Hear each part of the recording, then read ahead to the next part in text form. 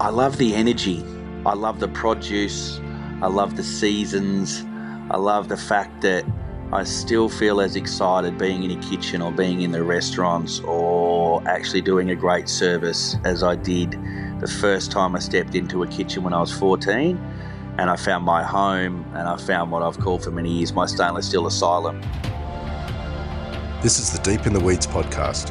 I'm Anthony Huckstep. When the first lockdown shook the foundations of the industry, most went into fighter mode. Some, in the face of fear, sought comfort in humour to challenge the dark times looming over us. And then there was Digger. The affable and talented award-winning chef Scott Pickett, owner of Matilda, Estelle, Lupo, Pastor, and more recently, in fact during the pandemic, Longrain, Melbourne. Digger, as many call him, went rogue with a series of hilarious videos capturing the attention of Australia's food community. Digger, Scott, how did that all start? Well, Huck, that's a long story, actually. Digger's a nickname I picked up in London in 1999 when I was at the Square. And the head chef under Phil Howard, Rob Weston, had spent a bit of time in Australia. And there was myself, there was Brett Graham, that's now at the Ledbury, and another Scott, a Kiwi boy. And every time, the guys would say sort of Aussie, then me and Brett would respond. And if they said Scott, then me and Scott would respond. So then one day, Rob just cracked the shits and said, you know what, you're fucking Digger, you're Dingo, and you're just a fucking Kiwi anyway. So we all got our nicknames like that, really. And then, the Digger, as I'm kind of known as amongst those core group of boys, and over years and guys that have known me for a long time, kind of became my sort of alter ego to get me through those tough times. And when I'm being an absolute wild man, then the Digger comes out. So it's a kind of running joke internally, and I'm probably not as wild and that person anymore, but I was definitely in my sort of 20s and early 30s. So now I try and park him, but it's kind of like another persona that comes out. Yeah. Well, you have been pretty wild during these times with some pretty amazingly hilarious and inspiring videos in some pretty tough times. Tell us a bit about, bringing Digger to the fore in these circumstances. Well, really, it was something that was just completely on the cuff. So the rule is we do one take, there's no more than that. And then the first morning when we sort of flipped and went to take away, we were kind of set up quite early on the Thursday or the Friday. And we said, okay, they said, right, they kind of call me Chefo now a little bit, the Aussies just add an O onto everything. So it's Chefo. So they said, Chefo, in fact, let's do a funny video. You can post on Instagram and just tell us about the menu tonight. And so I was in my office, and I don't know what I did first, but then I just grabbed a headband or I said something, and I said, you know what, this situation is absolutely fucked. I don't want to be doing a nice video, this. I want it to be real and me. Let's just go rogue. And they're like, what? I'm like, yeah, fuck it. Digger will go rogue. And they're like, what? So I'm like, just start filming. And then I just let all my angst, my anger, my fear, everything out into this first video. And then I must have got 200 or 300 messages from, mates and friends and followers and stuff and guys and girls in the industry that day. And I was like, you know what? Look, I'm just going to do this for lockdown. So then it kind of got me thinking about other stuff. And it kind of got me through in a sense because, we were doing takeaway and knocking it out and the world was coming to an end at that stage and everything. And I was like, you know what, I'm just going to have some fun with this and just take the piss completely and just go against the brand and against everything. Because at that stage, and it still could happen, there was a chance that I was, just kind of facing losing everything. So I was like, yeah, fuck it, I'm just going to say something and just have a laugh and just sort of look for some humour in the situation because everywhere you were turning and reading, it was just, scary and getting me down, all that kind of stuff. I said, I need to flip my mentality here and, just kind of inspire some people and just have a bit of a crack. And that's kind of where it happened. Yeah. How are you feeling at the moment? You had that first lockdown, which, put everything potentially in jeopardy, and then you got to open up again, and now you're faced with another lockdown. How are you feeling about that? It's different to the first one.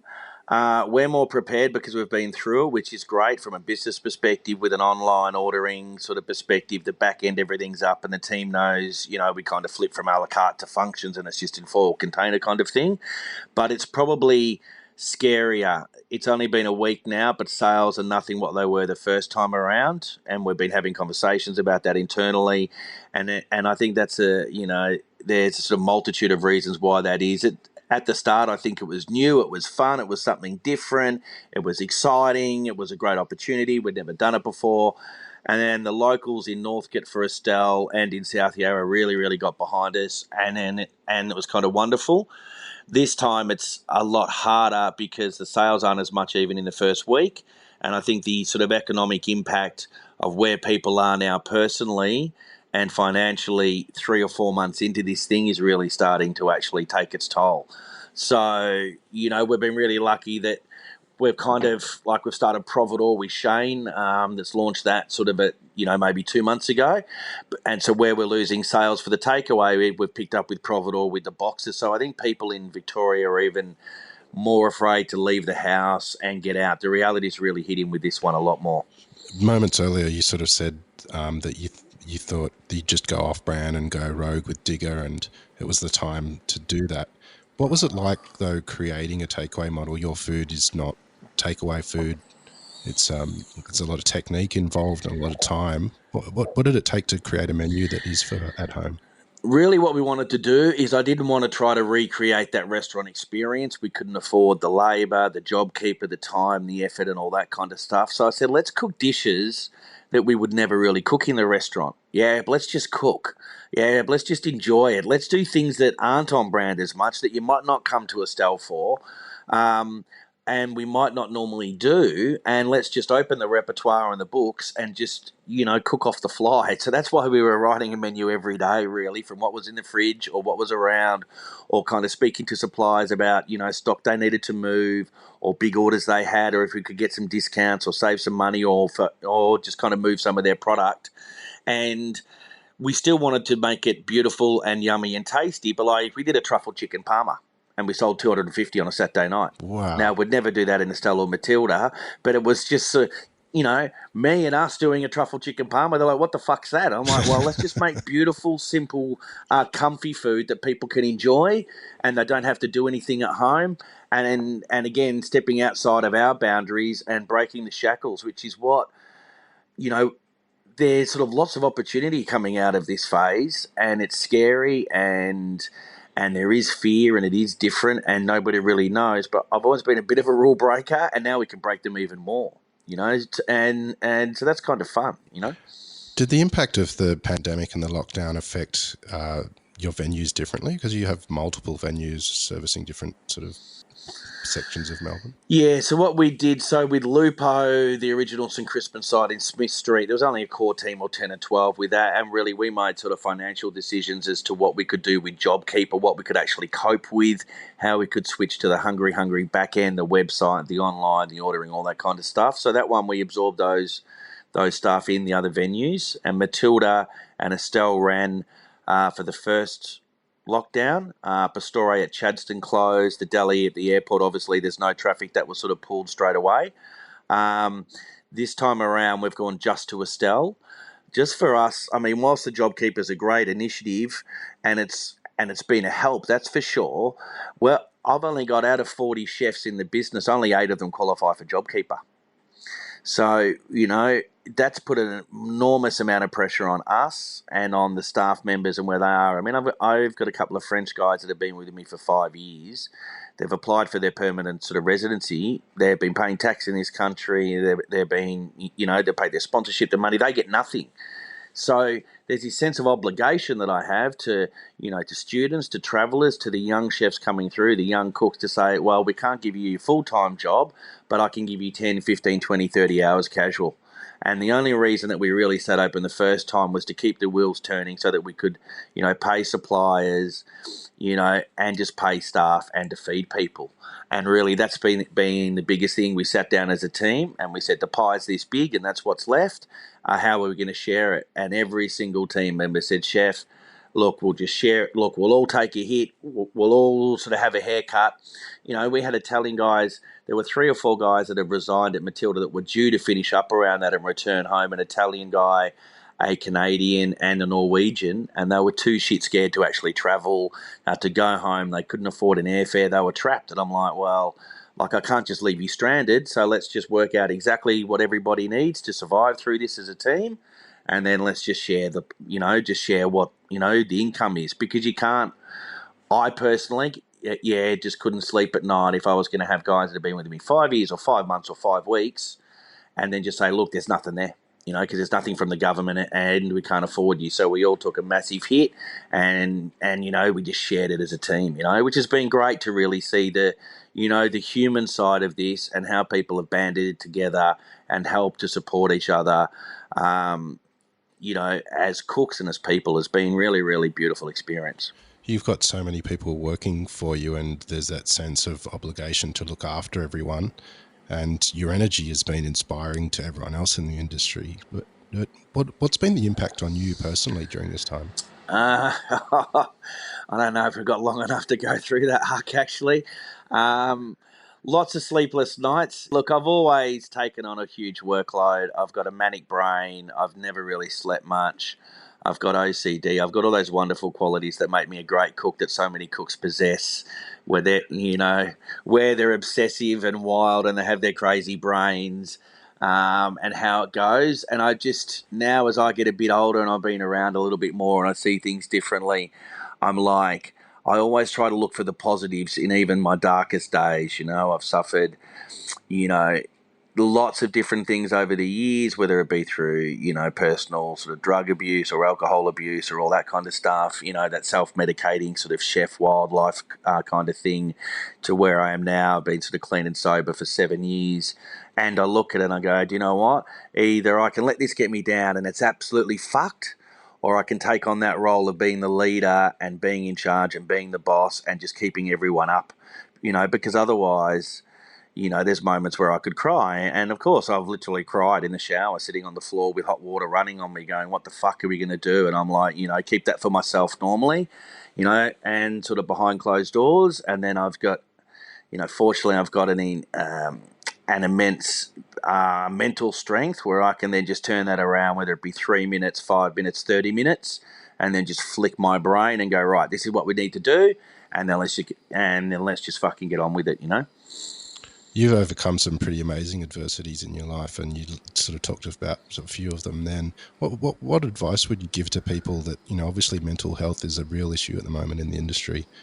What advice would you give to some young people in the industry that would be quite disillusioned at the moment? Yeah, talk to people. Yeah, just reach out. I've been through those days in my life, and I still have the ups and the downs and the highs and the lows. And I drank heavily, I partied heavily. The digger was a hard, wild, great cook, great man that just went hard. And I could party all night and be back in the kitchen in London at 7 o'clock in the morning and still be the first ready for service, the first on plus, and just go hard and wild. And I've lived that, and I've seen that in so many guys and girls in the kitchen. But I think for me, when I actually accepted that I had a problem and that I needed help, which is a hugely humbling experience when you look internally to that, because, because chefs aren't trained to ask for help, right? That's your section, that's your job. Just do the fucking job, right? And if you can't do it, then that's it. So it's not in our nature, or look, it wasn't in the 90s when I was training and coming through really, and the early noughties, like, to reach out to people. It goes against that, whether it's that alpha male, whether it's that ego thing, whatever it is, ask for help and reach out and talk. And then once I did that, and when I put my hand up and I said, actually, I can't fucking deal with this by myself. Like, I've tried all my life and I've just drowned my sorrows, my hard nights, my ups and downs in a pint of beer or 10 of them, or bourbon, or, Coke, or fuck, whatever it was, to the point where I was like, well, I just can't grapple this. And to do that personally just broke down all these layers now, where I just stripped everything back, and I've just been working on my personal development and who I am, but then also now that I'm a few years into that, into how I can help other people. And sometimes it's just a phone call, or it's a message, or just reaching out, or just saying, look, it's okay. Like, and I say to guys, I've got guys in my team, in the business, like everyone, that suffer from mental health, and I make a big point to say, look, go and see a doctor.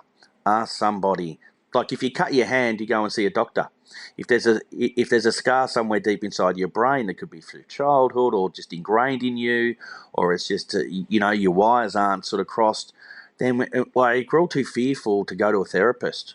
Like I went to rehab for 2 months, and I worked on myself, and I was really, really honest with myself on where my strengths and sort of weaknesses are personally and professionally, and then just talk about it. And there's nothing wrong with that. There's nothing wrong to reaching out because there's so many people out there that like are going through it, whether it's that addictive nature, whether it's a mental health issue that they need to deal with, and how we can work on that and support people is something that's that should really be paramount. Do you think that corner that you turned, a few years ago has put you in good stead for the circumstances that we're in now with your businesses? Yeah, probably. Yeah, probably. I mean, I always thought that I've always been kind of an overachiever, and I kind of thought that that I'd been operating at my full potential. And for me personally, I wish I could be that guy that could have one or two beers and then go home and switch off, but I never was. So now I think going through that, and it's like it gives me this inner strength in a sense. It's like, well, if I can conquer my innermost demons, and they're still there, and I still have to work on them sometimes, but if I can somehow manage those or control those, it kind of gives me, and this isn't necessarily a great thing, a sense of invincibility, like in a sense that if I can work hard and I can focus on what we do and I can try to make the best decisions in any situation, then things like are actually going to be okay. Now, it doesn't always work out like that, and sometimes, I still make loads of mistakes, and I will until the day that I die, I'm sure. But if I learn from those, and if I work on these things, and I try my best, and I mean, it was probably the start when the first one really hit, that I actually thought, you know what? Fuck, I could lose everything. I mean, we mortgaged our house to finish Matilda, like to go to the bank to get enough done, and actually sat there, and I thought, you know what? This could actually be it, and it's completely out of my control. There is nothing that I could possibly do, but I'm like, right, you know what? I will work as hard as I can and give it an absolute crack to see, to ensure that I have the best opportunity to not go down like everyone in this industry at the moment now too, where they're all suffering and hurting and bleeding. And if that's not good enough right now, then I know that it's not my personal failure, that it's just, right, that it's circumstances in a global pandemic that are out of my control. But at least I wouldn't die wondering, and I've had a great crack. Now, if that gets us through this, then that's awesome and that's great. But if it doesn't, then I've already accepted that there's nothing more that I can do, Huck, and that it is what it is, and that I'll start again. Your influence is legendary in the Melbourne culinary landscape. What is it that you love about the industry? I love the energy. I love the produce. I love the seasons. I love the fact that I still feel as excited being in a kitchen or being in the restaurants or actually doing a great service as I did the first time I stepped into a kitchen when I was 14, and I found my home, and I found what I've called for many years my stainless steel asylum. I mean, in those days there wasn't many open kitchens.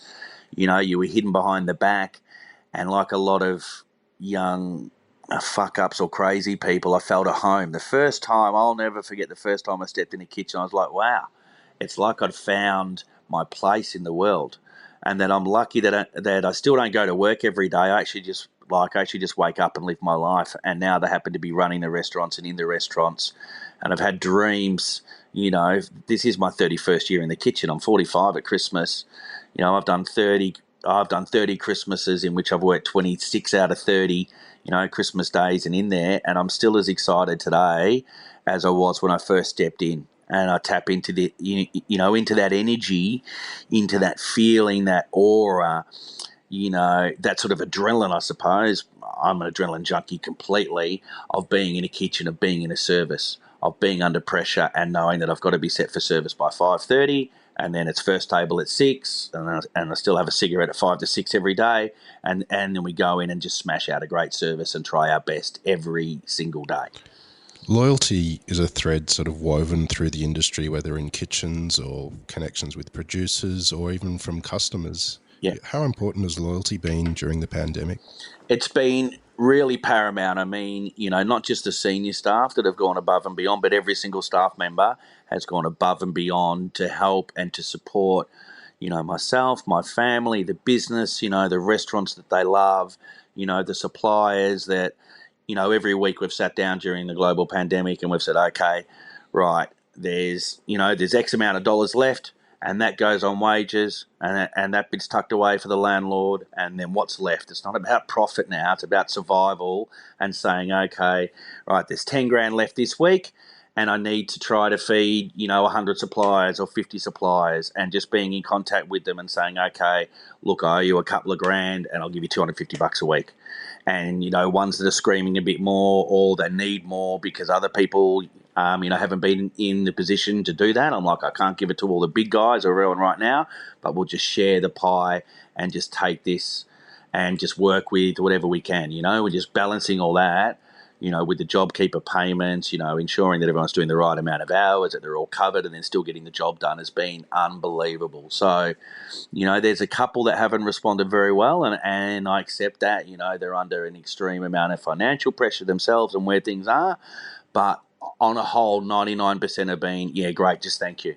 And I'm like, you don't have to thank me. I'm just trying my best because, I've got fish guys and veg guys and, butchers now that I've been using since I first got back to London, from London in 2003, that I've been with for 17 years, that have helped me out in the good times and the bad times and that kind of thing. I like, let's just, fucking work together, and then hopefully we can pull through and save as many jobs and as many farmers and as many suppliers and as many small businesses as we can, You are renowned for taking on many projects, and you are in control of many restaurants at the moment, but you also did one of the crazy things, like get involved with a new restaurant during the pandemic.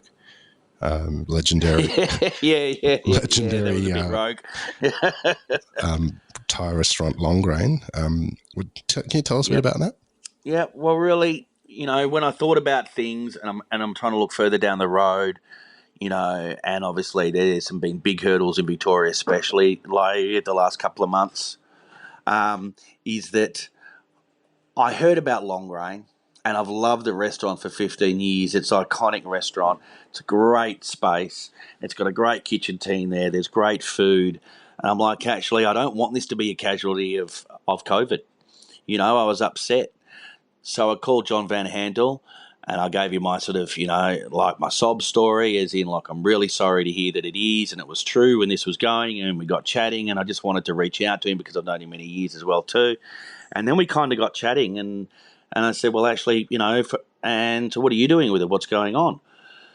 And he said, look, and I'm at a different stage of my life. He wants to spend a bit more time in Byron. He's 72 now. He's there. And I said, well, look, I'd love to have a crack. I'd like to see it survive. And I'd love to take it on. And he said, what, do you want to change it? What do you want to do? And I said, no. It's been a great restaurant for 15 years. I don't want to change anything. It's a wonderful brand. The head chef Arte's been there 7 years. The restaurant manager and assistant manager have been there 6 and 7. The operations manager, Tash, has been there 15. I'm like, wow. If I can somehow turn this as a great opportunity into actually keeping people's jobs and keeping it going as a legacy that's still there in 15 years' time, then surely that's a positive, that could come out of that. So, we kind of chatted for a month or two, and John's been a great support, and, and the restaurant's going to live on. And it's something new for me to look, I've got a good understanding of Asian food and of Thai flavours, but the kitchen team is sort of 80% Thai. Now, I don't have to teach these guys like actually how to cook, but I can give them inspiration. I can mentor them. I can look at how they can maybe plate things a bit differently or some different techniques. They understand the flavours. They understand all the balance. I can just guide them and sort of direct them. And I suppose this was my internal search, during this COVID period, which is still going on, of course, as to where do I want, sort of my life to be in 5 years' time. I'm 50. And as much as I loved going rogue, and I was in the kitchen from 7 in the morning to midnight for 86 days straight, like my back hurt for the first time in my career, my legs ached. I was like, fuck, I'm not 23 anymore. I can't do this anymore like this. What can I do? And do I just want to have one restaurant, or I'm halfway down to having a group, or there already is a group? Where do I see the future for myself as a person? What are my strengths now? And what can I continue to contribute to the industry and to have a sort of good business? And I thought, well, actually, maybe it is, spending my day sort of running the business and checking in with everyone and doing everything, but still, like, 5 or 6 nights a week I do a service. I'm like, well, is that possible with this? Is this possible with growth? And I was like, yeah, well, actually it is, because I don't want to be 50, 55 or 60 chained to the stoves that if I'm not here operating the restaurant that it's not actually running. And that was, that was probably a dream I'd had since I was a boy, because that's how things were I started in the kitchen in 1989.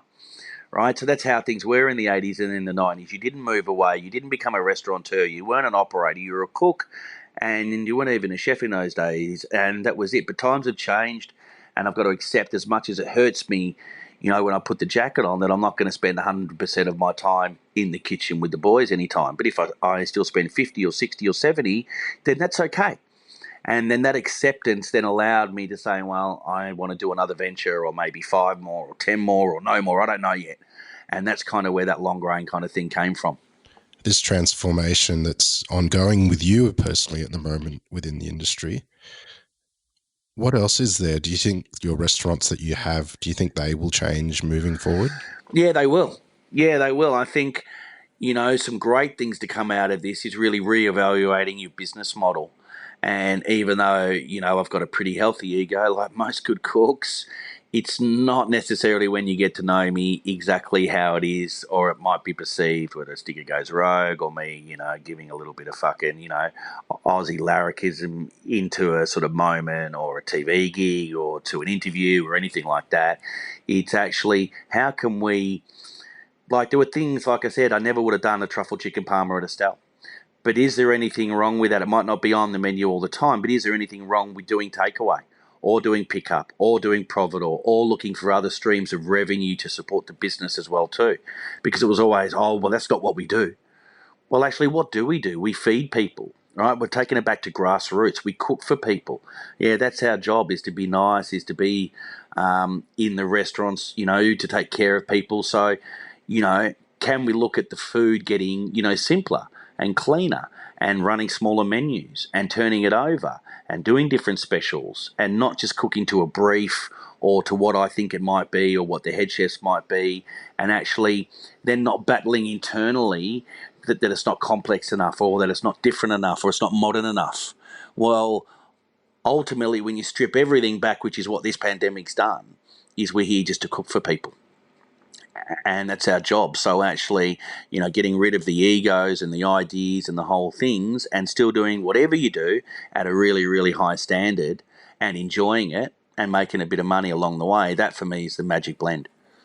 Some people on this series have sort of mentioned that, as sad as it may sound, that the pandemic may be a great corrector and filter out some of the people who don't operate properly. And how do you see that and the future of restaurants in Australia? I think especially in Victoria that it could be a good thing. As brutal as that sounds, it will weed out, the people that don't operate, sort of at the right level, that don't put as much in, that, there's too many restaurants, there's too much choice, the prices aren't really reflective of the cost of business these days, and there's a skilled labour shortage. So if you lose 30%, and then it corrects itself, well, then maybe people will understand the costs associated with actually running a restaurant, with what they should really pay for food, and that then, that we can have, more staff or better staff, and then on the flip side, you look down as to what the training programs are, and then what the next generation of cooks can actually get out of the industry, because they want a lot more work-life balance now. The days of, 50, 60, 70, 80, 90, sort of 100-hour weeks are gone. What's the new business model where you're compliant, where someone's doing a 40-hour week, where you can still achieve great food? Well, if that needs to be passed on to the consumer, then, then that's just life. I feel like we're one of the only industries that don't necessarily charge what we should charge. If I call out a plumber because the sink's fucked, and it's a $200 call out fee, and it's $75 an hour to fix the drain and do this, I might not necessarily like it, but I have to do it, and I accept it. And I think other industries have done really, really well, where, they haven't sort of undercut each other, and they've said, well, actually this is what that steak costs. And my food cost might be 28%, but my on costs are still massive now, with rent and wages and gas bills and power bills and life fuel bills. But it's not just about a 3 times multiple. Now, to actually get that on the plate and have a sustainable sort of long-term business, it's 3.5 times multiple. So like it might cost me $15, but it's times three at 45. It's plus GST, and it's plus like a little bit more for the cost of doing business, and it's a $53 steak, and that's actually what it costs. Rather than trying to do it at 45 and then you take your GST out and it's at $40.50, and you're like, well, really, I'm not hitting my margins. Why are they so slim? So hopefully this corrector will actually be a good opportunity for us to actually say, well, this is what we need to do to survive. And, the whole industry, in a sense, was broken beforehand. There's been massive changes, which I'm a big supporter of, and they need to be changed and done, and not just from a generational shift, but from a sustainability sort of aspect for, the restaurateur, for banks, for the people that rely on you, for the suppliers, for all those kind of things, to say, well, it costs what it costs. And we're not being greedy, but we want to, look after everyone. And then hopefully, there's a little bit less sort of supply, the demand will be higher. It's easier to have more professional operations because you've got a high level of staff coming through, and then you look at the training and then what the longevity is of the industry itself. Early on in the pandemic, I think we had contact with each other, and you said that you were just pushing on, but it's an absolute bloodbath in regards to dealing with everything. But you approached it with some incredible positivity and gave sort of positive feelings to everyone else in the industry with Digger Goes Rogue. What are the positives to come out of this, do you think, for you and also the industry? I think just reevaluating and just looking at your business model, at where you do things well, where you don't do things well, where you get sort of efficiencies in the business, all the fluff that we might have got caught up in our own mind or our own brain beforehand. You're kind of looking at things, with the spotlight on, not just the food, but on different areas of the business, on the people in the business, on the people that have helped you, that have sort of been there along the way too. And then what the future might be. And again, there's no rules anymore now. Like, it actually doesn't matter what you do to a degree, whether it's just restaurant or if it is takeaway or if it is pickup or if it's Providor or if there's other opportunities out there to drive some revenue, whether it be live cooking classes, whether it be demos, any of that kind of stuff, online stuff, that engagement of how you can actually, change what you did before, because we were very, very structured in a sense. And now we can't be, and we haven't been through anything like this in my lifetime. I mean, this is like I say to the team, it's like going to war, but we can't see the enemy, right? It's just there. We don't know what it is. There's no one to really blame. So it's like, I feel like the stories that I heard from my grandparents about the First World War, the Second World War, the Depression, how that goes through to now we value a carrot even more than I ever have. It's like, well, we're braising beef cheeks in there, and then normally we go, okay, that's the cheek, and that's the mirepoix, and that's the garnish. I'm like, well, why are we throwing carrots in the bin? Yeah, why are we throwing a slow-cooked carrot that's been cooked at 80 degrees overnight, that's full of juice and flavour because it doesn't look pretty on the plate? Yeah, but it's fucking delicious. And then do we need to then throw that out and then get other vegetables and then spend that time and that labour? Or is there a way that inside ourselves that we can accept the fact that, that garnish, could actually go into a beautiful plate of food? And the waste and the trim, and where we look at things and it's all over shape. Like, the fish has to be that shape, or the beef has to be that shape, or it's going to be trimmed like this. Like, all that wastage that's going on too. So how we can reevaluate that and still make it look pretty, but if we cook great flavours and we're great cooks and it's seasoned well, then that should become secondary to a point. Two, it should be about actually what's put in front of me and the whole ethos behind that we sort of start to develop now as we reevaluate the business practices. You're in 1 week into this second lockdown, and potentially open up again in 5 weeks, and it'll be spring. What are you looking forward to that time if all things go to plan? I mean, part of me would love to keep fighting and battling through the next 5 or 6 weeks.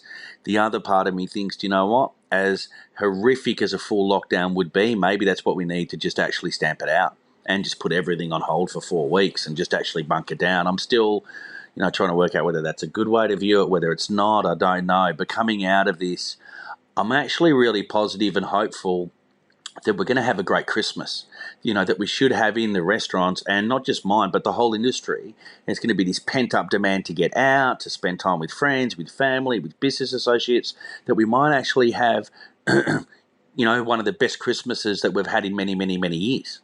And so I'm looking forward to actually going, okay, so we know it's like an absolute shit fight now for a month or 2 months or 3 months, but what's the next stage? How do we get ready for Christmas? How are we looking at our function packs, on our offerings, on our price points, on our menus, and all that kind of stuff from a business perspective before we're already working on spring menus? And being in the bowels of winter down here in Victoria too, where it's cold and stuff, just thinking about the green. Yeah, really, spring to me is just a green colour. I look at it at seasons in colours and then how that can translate to the food and to the plate.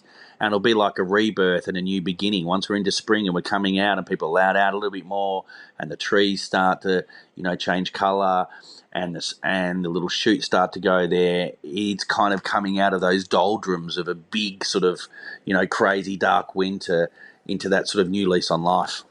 Well, Scott, thanks for going rogue at the beginning of this pandemic, because you certainly helped a lot of people out there. But it does sound sound like a more calm digger than we saw at the beginning of the pandemic. But mate, it's been a bloody joy to talk to you as always.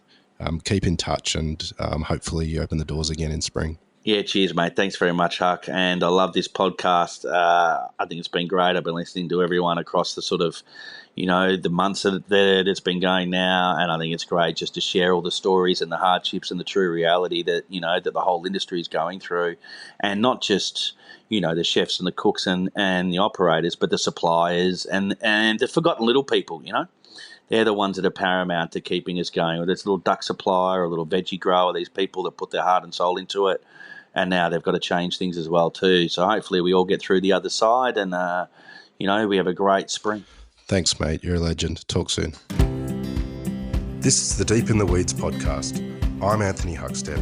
Stay tuned as we share the stories of Australia's hospo community, suppliers and producers in search of hope during this pandemic. Special thanks to executive producer Rob Locke for making this all happen. Follow us on Instagram at Deep in the Weeds Podcast, or email us at podcast@deepintheweeds.com.au. Stay safe and be well.